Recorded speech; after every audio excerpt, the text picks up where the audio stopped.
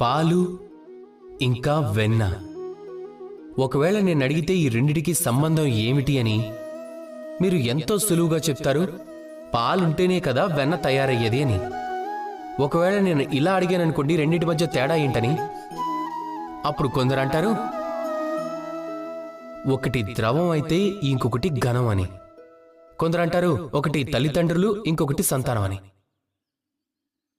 లేదు, ఈ రెండిటిలో శుద్ధత యొక్క తేడా ఉంది. వెన్న పాలు కంటే ఎంతో ఎక్కువ శుద్ధమైనది. ఈ విషయాన్ని ఈ విధంగా నేను సంబోధించగలను.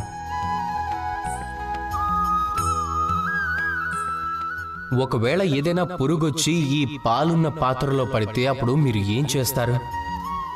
ఈ పాలను మీరు పారేస్తారు.